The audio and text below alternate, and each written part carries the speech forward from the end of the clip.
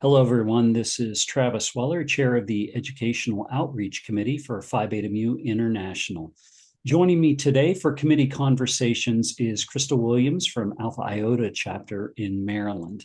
20 years as a music educator and band director in the Baltimore, Maryland area. She is currently band director at Suitland High School's Creative and Performing and Visual Arts program, which is part of the Prince George's Public Schools. And she is a music education adjunct lecturer at the University of Baltimore, or University of Maryland, Baltimore County. And when she's not there, you can find her as one of the admins for the Band Directors Toolbox, a group on Facebook, which is now over 7,000 members, and sharing real-time thoughts and reflections as part of her Diary of a Lady Band Director, with over 600 follows on the quote-unquote gram, as the kids would say. So, Krystal, welcome, and thank you so much for taking the time to talk with me today. Hello, thank you. This is kind of cool. I kind of feel like I fell into so many of the things that you've kind of brought up, and it kind of all started at the pandemic. I've been a clinician for a while, but I really feel like it was kind of the pandemic where, just that space and time organically, ironically, just pushed me into this kind of new venture outside of my band room. And it's so interesting when you are faced with a situation like that, in which you understand that there is a space needed, that conversations need to happen. And, I've seen you at conferences, and I feel this way whenever I go, whether it's Midwest, my own state conference. I go there and I have a conversation with people, and I realize that I've missed the session that I was supposed to go to. But that conversation that I had with a colleague for 20 and 20 25 minutes, all of a sudden I start to reflect on how valuable that was. And I think there are certainly good things that came out of the pandemic, as crazy as it is to say that. But what you're talking about is that very thing. Just being forced to, okay, I might not have access to these people face to face. How can I create a space, to do that? I did want to talk with you about that, the band director's toolbox. Like, did you, like, 7,000 people were like, yeah, checking that out and sharing some good No stuff? idea how it happened. What's that? I have no idea how this happened. I mean, That I know that's like everybody, the word content creator is such a like popular thing to right. say, but I don't think I'm a content creator. I don't think like all of these things that have become like people's jobs, I just kind of fell into it. And so the band director's toolbox, that's, just rewinding, it was founded in 2020. And the reason it was founded in 2020, only a few months before the pandemic, I had been appointed as the music technology chair for our Maryland Music Educators Association. Um, I've I've always been had the techier classroom. It's not like I went to school for it. I've just always my band director in college, Dr. Melvin and Miles, and he is also Iota A, the emeritus director from Morgan State University. Okay. And he was always techie. And he always had the cool things in his band room, his office. And he was, like, oh, I have this. And I was like, oh, that's cool. This is some stuff that I will probably use when I get my own band room. And, lo and behold, I start teaching, and then 2020 hits, and my email, which was pretty dry, I'm gonna say it like, the kids say, my inbox is dry. Nobody, I'm the music tech chair, and I put up this whole list on the MEA website of like apps and things. And I'm like, I'm gonna make this into something because this could really help teachers. And it's just like crickets. Right. Right. And then the pandemic hits, and my email that was dry becomes like overloaded with emails from colleagues in the state, and then emails from people outside of the state. And I was like, I cannot handle all of like I would try, you try to keep up. It's like anybody who starts their own business. And Yeah. at first you can handle it because it's very mom and pop. But eventually you're looking at your email, it's like 1,000 emails, like, And, it just felt like Bruce Almighty when he realized that, he had That is a this much fantastic power. reference. And so I woke up one day and I said, I got it. Make a Facebook group where people can ask questions there. And you can have moderators and other people who are techie. So it doesn't have to be a business of one. It can be kind of this organic thing. And I started it off with the principle of free resources. Like I'm very adamant about the group not being a place to promote and sell products. And a lot of people sometimes don't get it, like in the initial start, it was just kind of like no sales, no sales, no scamming, no spamming the Yeah. timeline. And then someone would, like post like 1,500 things. And then I'm like, oh, now I have to find a way to, I've got to get a way to clean up the group and keep it organically free. Um, and just kind of this space where it's kind of like how you talk about PD at Midwest when you miss a session, but you run into somebody and that person has a wealth of knowledge that you might not have ever gotten to experience had you not been at the restaurant where everybody goes to or in the Right. lobby waiting for a professional development. And that's really how I wanted to keep it just in a virtual space. Like, hey, anybody can be the clinician today.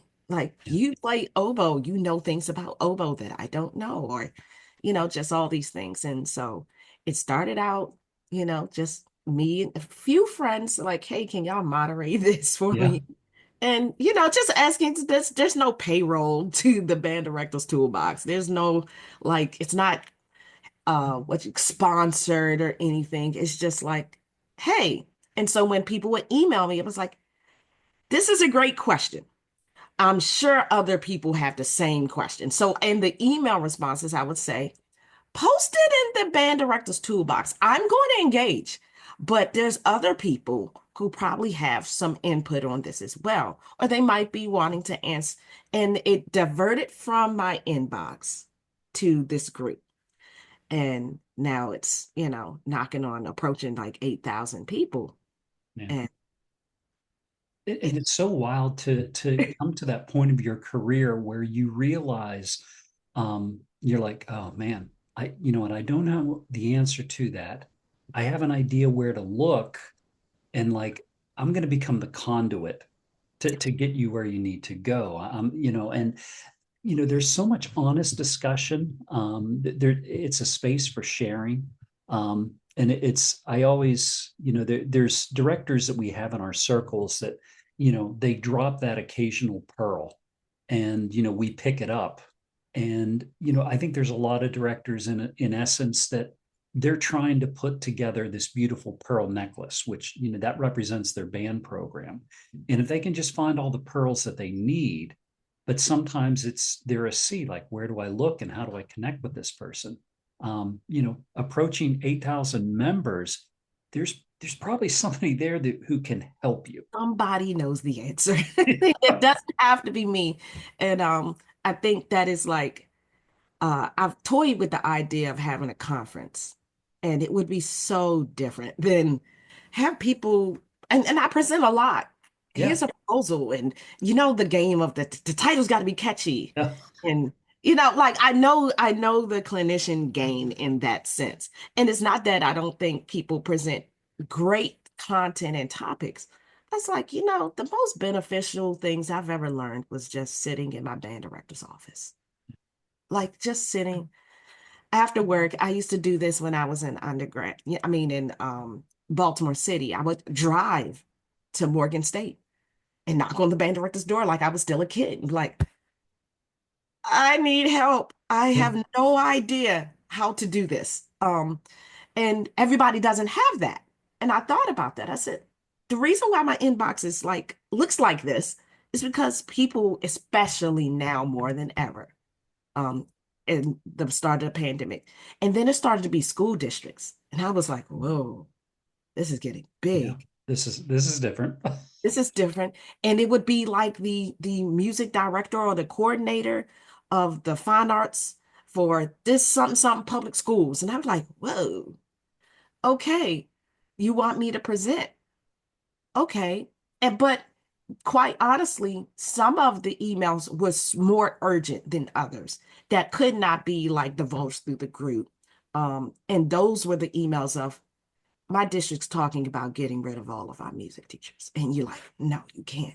You Yeah. can't do this. Like, not right. Like, not ever, but especially like people are in their house trying to are engaging in the arts in a way that we had never engaged with through screens, but it's meaningful, Right. and if we take that away, and I thought about my students and band directors, it's just everybody has a teacher, but I think band directors are particularly interpersonal with their students. Hmm. A lot of my students were signing on just to talk. Yeah. There was no like it wasn't about the content or playing your instrument or you know they just wanted to talk to their teacher. Like they was looking for normalcy, and that's part of their normalcy. I said, okay, how can we do these things? Like, how can we make this meaningful? And not saying that this is like what we want to do forever. Clearly not. But how do we still engage with the people that have trust in us in this delicate time that we were in? And so that was how it spun from the group to like the world as things started to open back up, and they were, it was very touch and go for a lot of different states, how to do this. Some states doing this way, some states doing that way. Um, and so I got a call to present for a school district. Well, it was Alabama, the state of Alabama. And I did an 8-hour online professional development. I was the only clinician for their entire PD day, for a school day. That's crazy. And I was like, wow, like I said, I got to pull out all of the tools that I have with my students online. Um, and people like, this was great. Like you kept me engaged. I was like, I was drinking Red Bull, but but like I just couldn't believe that I can engage people from a screen that long. And a lot of it is you do feel like I said, this is what it feels like to be on a television show. And you never see the viewers, but you're connecting with them. You're just not sure. Right. And all you have is what people say back. And that was kind of like the uptick of me as a clinician. I had been presenting in a state. I did a session with our MEA. All of this is at the same time. Like I can't say like how many clinics I did during the pandemic. It's really high now, but it was literally like every other day in some cases. And I did a clinic about using cell phones in the classroom, something I had done maybe 10 years before. And people were like, no, it doesn't work. And someone asked me one of those questions, you got to have the person that's a skeptic. If you can win the skeptic, they said, so your kids are signing on. I said, every day. And it was like, and, Something and something they're to be said turning for on that their deliberate. camera. Yeah. I said, we're not just turning on cameras, we're like having like class. And they're like, what? And all of a sudden, all the Zoom box, all the screens turned on. And I was like, okay, now you're engaged because that student engagement was one of the most challenging people's resources. The reason I was talking about cell phones, I said they may not have computers, but we know 99% of our class students have cell phones. How do we know? Because we're begging them to put away. Yeah. Well, So, isn't that the crazy part about it though? Like, um, it was so eye-opening to me that as I talked with some of my student teachers, who were out during that time and they're trying to complete their, experience, now doing it virtually. And I said, well, what's the, is there a gap there technology wise? And that so many of them said, well, no, not really. Like, they're an iPad school or they're a Chromebook school or whatever. And I said, well, were they able to take those home? And they're like, well, no, most of them are getting on their phones. mhm, And, I don't get me wrong. This is like the world's number one distraction for a band director. Like, absolutely. because, the kids want to have it out on a stand and they want to be updating the gram, or they want to snap whenever they do want to do a snap whenever you say something that's just completely off the rails, and you're like, oh yeah, I want to capture that moment. Guess what my band director said today, or whatever. um, but sometimes that trust that we have to build with our students, and if you've got it going the right direction and you ask them to use their phones in a productive way, Mhm. it can happen and it'll be okay. But And that's but also, you have to you might be swimming upstream depending on your school district's approach to technology. absolutely. And the biggest ordeal that I had before the pandemic was um learning more about the technology than them. Yeah. And so if you don't know what they can do with it, it's hard to kind of manage it. And it does become a whole different niche classroom management skill that you have to develop. And I had been doing it for years. So when I said it, I said, listen, do not do this if you can't this. Like, don't do it at all. But if you would like to try to do this, this is some ways you can do it. So I think in the presentation, and I've revamped it like 100 times because 10 years later, it's still a popular PD. Yeah. But the biggest thing I had to get them to understand, I said, how about this? Just ask your parents, just do a donate your old phone. And people's like, what? I was like, people, we change phones you know, like the seasons. We Right. do. I said, so ask for a bunch of phones and ask your IT department to put the phones on the school Wi-Fi with no data plan Mm. and and front load the phone with apps. And people's like, what? This is what you've done? I said, yeah. So I'll say, charge your phone on the wall. This is good for you because you're killing your phone in your other classes, right? I know. Yeah. Grab one of I call them my dummy phones. Dummy phones. Turning your smartphone for a dummy phone. It can Good. only do basic things, but it can run all that. The tuner app is there and all these things, and just a class set. And that was how I was managing it. And then once we kind of got through the how to use the phone for tech, like to be a smarter student. And the session was called Getting Smarter with Smartphones. And people were like, well, how do you fight? And they're not just, I said, you have to cycle around a room. But eventually, I didn't even feel like I had to cycle around a room because I would be like, they're intently looking at their phone. And I would walk by and it was tonal energy. Yeah. And the kid is like mesmerized by the smiley face. Like, Yeah. I'm like, I'm trying to get 20 seconds. And I said, oh, I can gamify this. Like, everybody, send me a screenshot. How long could you keep this B flat in tune? This Yeah. is your assignment. And that's turned tuning into a whole different level. And, like I am, a stickler for in tune. And, but people like, how do they play so in tune? I said, because they're sitting at that smiley face 20 more seconds, I can Yeah. just keep blowing. I And mean, I just it's the need this little push, it's the gratification. little carrot, like, so Yeah, much.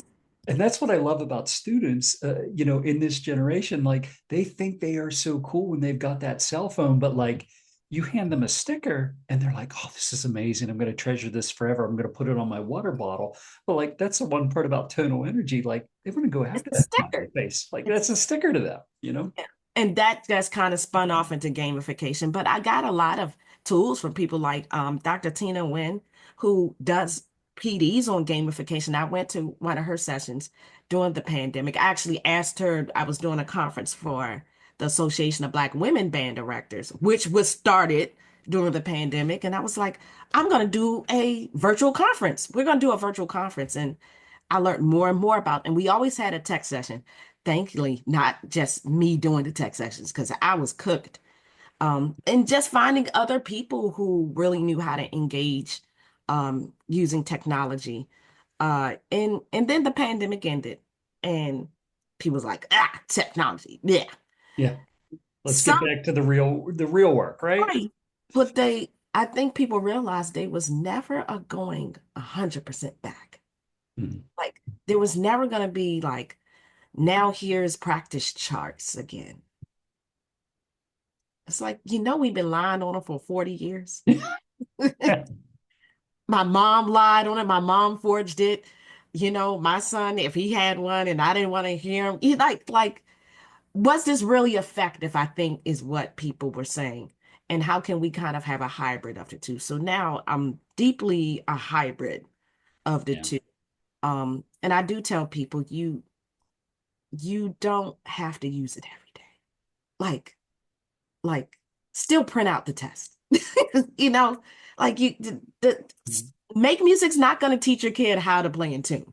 No, no, that's, it was Duke Ellington, like the most important skill musician learns right there.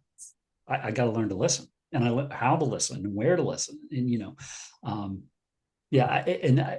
This whole part of the discussion is fascinating to me because, technology is great, but there are still some things in what we do that are very antiquated, but they are not outdated. Because I mean, that's the path that we have to go down if we are going to truly create, art in what we do. And it's that balance of the 21st century band director.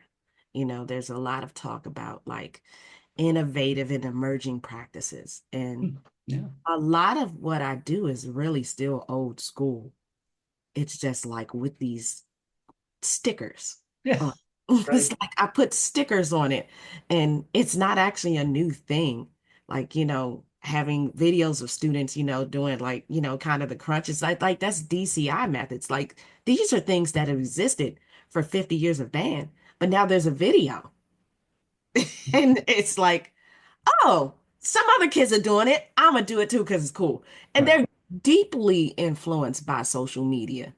And it doesn't always have to be in a negative way. Right. Like, I don't know. But Well, and I think this is maybe sort of, I mean, I see this in some of your video posts on Instagram, and I see it. Um, there is there is that need for being influential, and there's that need for making it meaningful.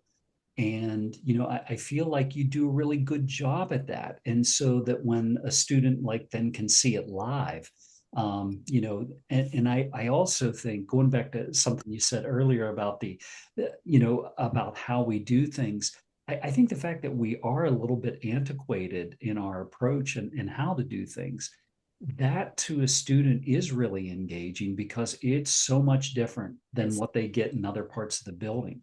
And like, oh man, that's why I love band. It's just we do things differently. It's hands on, but there's this gentle infusion of new things that help me get to where I'm going a little easier. So and easier doesn't mean easy. yeah.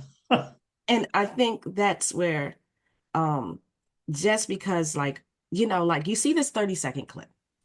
And just by the way, I don't know if anybody knows, my students are running my social media.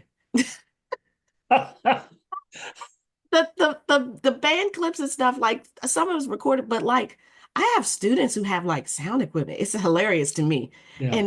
And it's a little combination of like I still control it, but there's just things they come up with and they're like, we think we should do this. And they shoot it by me. I have a social media manager, like that's a kid.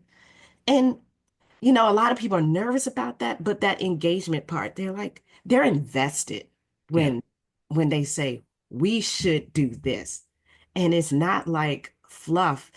We think we should do a video on this, Mrs. Williams. And I'm like, okay, All right. okay, Let's go for that. Right. let's right. And just kind of, I think the antiquated part of being a band director is the power from the podium, Mm, is that we have to be the person in charge of all things happening in the room at once.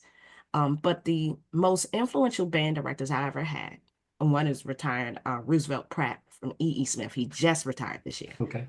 And I remember being in middle school and just how he seemed to be everywhere all at once. Mm, Like he would be behind us playing the euphonium. And then like his time, I can't remember a lot of class where he was on the podium. I remember him back there with the percussion section. And I said, that's what I think students need is the engagement from us back to of being not just on the podium, but like being the student in the seat. Yeah. Um, and the thing that my students enjoy the most, which drives me nuts, is they actually like to see me perform. Like they, I don't know if they're waiting for me to miss a note so It they might can, be. It might be. so It's they okay. right, so I can be the topic of discussion, but they really tune in and they like, I like that song. Can we play that song?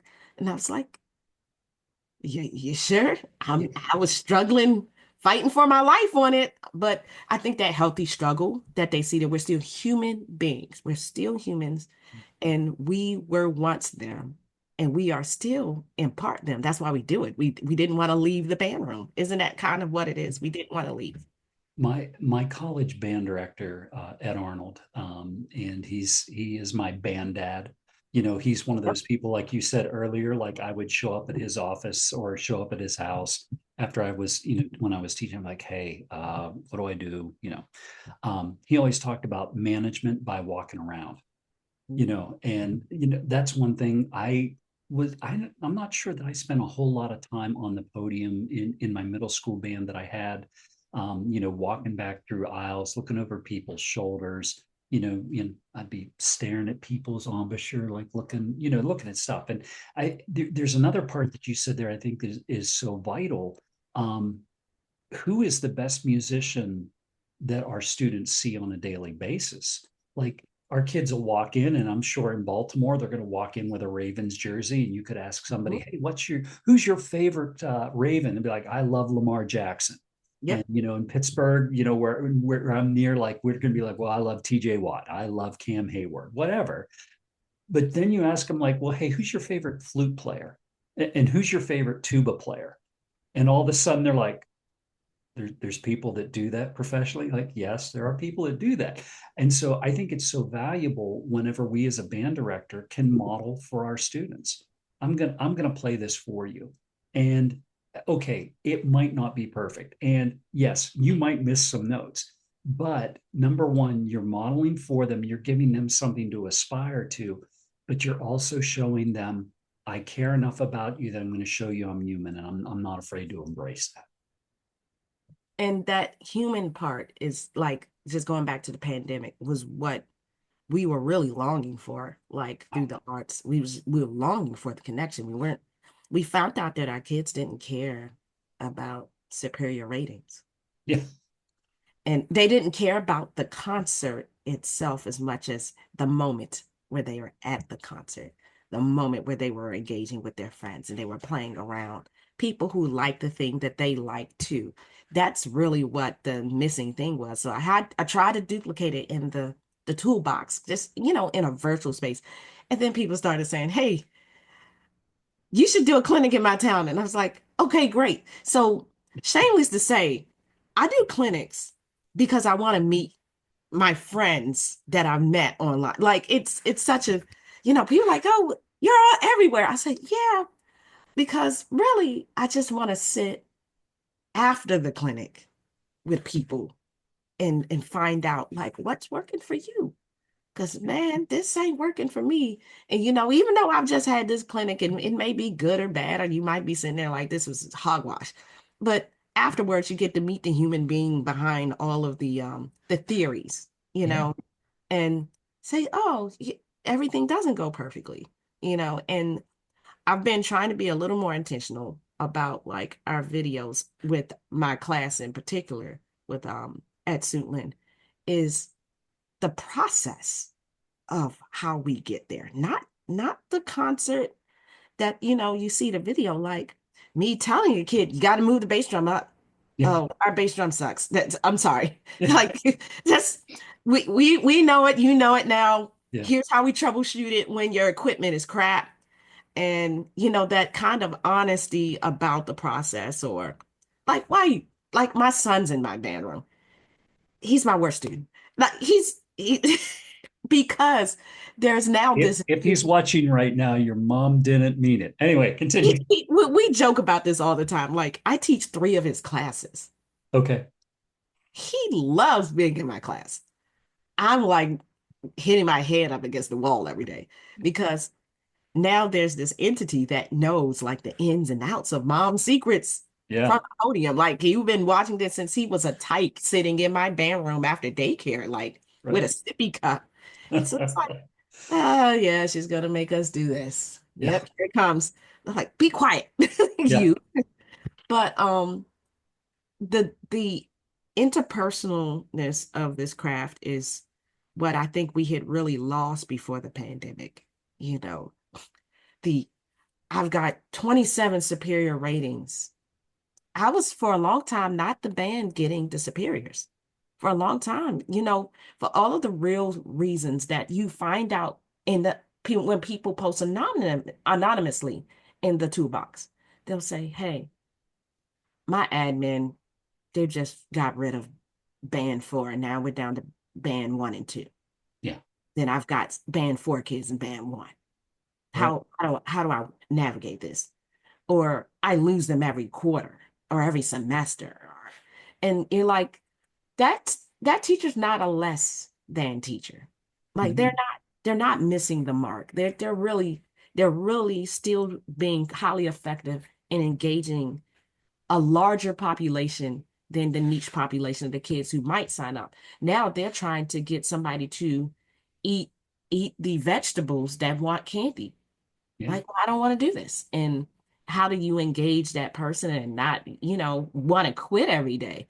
And a lot of the group is like that space for that as well. Like the teacher that just it's like this isn't for me. And it's like, no, let's not go all the way, throw the baby out with the bathwater. Like Right. who in here has this figured out? And somebody does, like you said, somebody has more answers than me. Well, and context drives it. It's like you can have this school and 13 miles down the road, you've got another school, and this director down here tries what this director over here tried and meets with no success and gets really frustrated. And it's like, whoa, whoa, whoa, time out. It that works for them. Like your context, though, there might have to be a different approach. And I get so disheartened whenever I see, a young teacher especially Mhm. like post like, they're in their first year and this is not sounding like their collegiate wind ensemble that they were a part of for 4 years. And I just want to be like, oh my god. Like my first middle school band, where I used to teach, they had 55 students in it, which, okay, great number. But then you start looking at the 23 of them that played alto saxophone. Um, it honestly sounded like someone had started up a weed Oh eater and boy. just set it in the middle of the band during every piece. Because they're, and I'm giving kids E flat horn parts. I'm rewriting Saxophone will these take books, over your band. you know, and it's like, okay, this is not ideal instrumentation, but okay, how can I make it work with what I have? And there's certainly less options in 19 I guess it would have been 1995, but it's you have to remind some of those young teachers that, like, listen, this isn't a short game solution for Oh, a lot of it's things. not. It's a lot. You got to play this long game, and you can do it, but you've just got to stick with it. And I really admire that about the toolbox, is that it does create that space for that, just that instant mentorship, by someone who has walked where you have walked, they've taught where you have taught, and clarinets with chipped reeds and lipstick on them were a thing. Yep. And like you're saying, it's that instant mentorship because I would have to get in my car and drive on the other side of town and you know the band rehearsal is happening. He's on the job. Yeah, And I'm just sitting there like I'm gonna sit here and wait, but that's not like feasible. You especially when you start to have a family, right. like you're not gonna pack up, you gotta get the kid from daycare, you gotta go grab dinner or start dinner, and then God forbid you have marching band on your plate. And I would get home really, really late and find myself still talking to like people. I call them we have a standing meeting. Me and my best friend have a standing meeting. We were at rival schools. So this is, we were at rival schools. Like we were the band directors of the oldest rivalry in the nation. And so there's only one day we wouldn't talk to each other. That day. That home. We're not talking to each other on this day. But come Um, Monday, Come the Monday, standing it's all meeting, good. and we talk on the way to work, like shooting ideas. Like, yeah, so and now we're at different points. He's a music supervisor, and I'm in another district, but it's still that kind of mentoring. Um, it's adjacent. It's in every direction. It's for your older band director, but it's for your newer band director that has like some of those new skills that wasn't a part of our education training. Yeah, And then there's like this sideways of people who are down the street from you and they've kind of got some things figured out and you kind of got some things figured out and you can kind of say, hey, how about you just come by? And yeah, and right, and and people don't have like these grants. I used to get so envious of like that people could bring in clinicians and they have a band booster that can, and I had to be like, listen, if you do it for me, I come do it for you. Like if you come here, right. I will be there next week. And just all these like you said, it's this instant, ongoing professional development that if somebody could like figure out a way to convince, one of my mentors, my jazz band director says, the suits, if you could convince the suits that this is just as meaningful as that sign up PD that you might do Yeah, before school starts, because school starts, but December comes. yeah, And how you start is usually not how it's going in the middle of the journey. yeah. Uh, where's the PD in the middle? It's not, it doesn't exist. And so I'm just glad people actually paid attention to the toolbox. I really was just like, how can I, Yeah. what's a way? And then it just kind of branched into Diary of a Lady Band Director. I think they kind of, I want to say Diary of a Lady Band Director started, well, I'll say it started well before the toolbox. Okay. Uh, and just frankly, it was me complaining about, today's I call fires, the fires of today, Right. like that aren't just teaching. It's just a Yeah. fire. And anybody else got this type of fire? Because I don't know. I was having a conversation with a colleague this spring, and um, I said there's days where I only seem to be able to put on a construction hat or a fireman's hat. I Mhm. would really love to put on my gardening gloves. And I think sometimes, you know, we really need to treasure those moments where we can feel that our hands are in the dirt, we are growing something. You're always going to have the fireman's hat. You're always going to have the construction hat. Those are just those necessary evils that sort of they pop up, and you have to take care of them. But they're not the be all end all of things. Um, I want to Absolutely. I want to put you on the spot because Oh no. it's so interesting to hear you talk about both students but directors. Um, if which group has been more rewarding for you to provide mentorship to? This is tricky because Yeah, my husband, he keeps bringing this up and I'm trying to ignore him. So now I have to address the elephant in the room. He says, Krystal, you're really good with students because my husband works at the school with me. okay, But he said, man, you really know how to get teachers to teach. And I'm like, and it's rewarding. It is so rewarding. And now because they're like I have quite a few now teachers, because that's the UMBC job. That's I was the music education internship supervisor. You know who I am. yeah, I'm the I'm the one that's sending you, the last hoorah, like, yeah, oh, go okay, there, now you look in the classroom. Oh, no, don't do that activity yet. You yeah, didn't iron out the routines, but when I see them later and they got it, oh man, it's now beyond me to student. It's now that student grew up and now that student is influencing students. And I'm like, man, look at the reach of that. That's like yeah, way cool.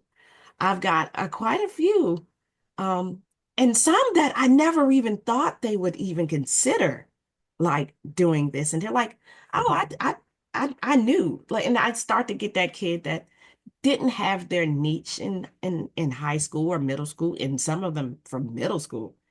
And then I'm like, you're teaching? Yeah, your class was my favorite class. I wanted to do that. I was like, really? You sure? I Are am. you sure? Are you sure? And I have a young man. I have to shout him out. His name is Troy Jones Jr. Okay. And he just recently graduated. And his mother, like in tears. I went to the graduation cookout, did the whole, saying goodbye to them. Just they're connected to me too. Like they're my kids. And she said, I knew he wanted to do this when I saw him in the marching band uniform and how proud he was out there that he wanted to teach. And you sent me a picture of him on the podium because I put students on the podium. High school, I put them. You sure you want to do this? These are your peers. Get up here, run the warm up, Yeah. and troubleshoot. Don't just wave your arms around. And she was in tears. She said, I saw him for him and the things that he likes to do. And I was like, oh, you're trying to make me cry. But when they say that I'm going to go to school and I'm going to do this, and it's because of your influence, and I say, well, I'm going to my band director's retirement, you know, um, his retirement party, and I'm going to be speaking because I'm the first band director he ever produced out of his 30 years. And I'm going there and I'm going to talk about what it was like to be a kid and why it drove me down that path. I said, this was the coolest teacher on the face of the earth to me. Like, Yeah. every day was like going to an amusement park. You leave, you're scared, you get on the ride, you're like, oh, maybe never that ride again. And that's a piece of music, right? Like, Yeah. we're never playing, we're not playing Symphony Number 4 again, ever. Yeah. Like, but you're so happy that you did it. And then for teachers to kind of take that and, the future teachers to be like, yeah, I know it's crap out there. Like you're honest with them. It's crappy. Some days are crappy. Like, yeah, I'd rather do that. So I asked him, Troy Jones Jr., every day this year, I said, you still want to do this? He said, yeah, I'm sure. I'm pretty sure. And I am absolutely believing that he is 100% sure that's what he wants to do. That's awesome. Good luck to Troy, wherever he might be, if he sees this, but good luck to him. That's awesome. He's gonna be the next one. I said, yeah, I have to retire soon. I got to put this down eventually. Yeah, eventually. But you're one of the good ones who are out there fighting the good fight each and every day, like Steve Gage would say, and making a difference. And Krystal, I really appreciate your time today. I'll put your email up on our ending screen if people want to reach out to you directly to talk to possibly like, hey, would you come to my area of the country and do a clinic with us, or even online. Any closing thoughts from you? Um, I just I just want band directors to remember the why, not the why to be a band director, but why music? Like, why was it music? Like, take out the job for a second. Like, what did music do for you to make you say, this is what I want to do, as my career or in a lot of ways for the rest of our lives. And I watch retired directors do it. Like, why do we keep coming back? What was that feeling? And just kind of keep that in the front of everything you do. And you'll find it the most fulfilling. It's probably one of the most fulfilling things that I've ever done. And I hope it's the same for other directors as well. Awesome. Awesome. Krystal, thanks so much for your time today. I think you now get to start enjoying your 8 days off that band directors get in the summer. So Eight. It's, please, I think, is it 8 now or is it 9? I thought it was 8. Did they up it it's to 9? like I hope they up it to 9. maybe 9. I mean, I'm going to Ghana I'm going to Alabama to do a clinic with a Good. friend that I met during the pandemic and who's a moderator in the toolbox. And then I'm going to Ghana to a very grassroots music camp that a musician started in his hometown. And Awesome. so I'm going to the Volta region. And I'm gonna be honest, I'm not always doing this for money. Like I'm really liking to see the kids' light bulbs turn on. Yeah. That's a that kind of payback on your investment, you can't really put a price on. Nope. Can't. Krystal, thanks again for joining me. This is Krystal Williams and Travis Weller from the Educational Outreach Committee. Until we see you next time, everybody in Phi Beta Mu, life, love, and music. Goodbye. Bye.